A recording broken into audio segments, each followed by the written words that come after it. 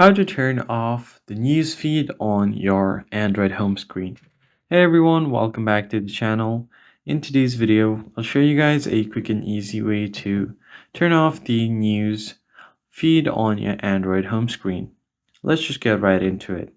First thing first, you need to go ahead and swipe all the way to the left to be able to access your news feed on your Android home screen. By default, most of the phone nowadays comes with this default news feed, whether it be the phone's default news feed or Google's Discover page. You'll get this kind of page right here. Now, if you don't want this and want to disable it, you can go over to the news feed, tap on the three dots at the top right, and you'll find settings over here. Go to settings, and you want to disable it if you can from here.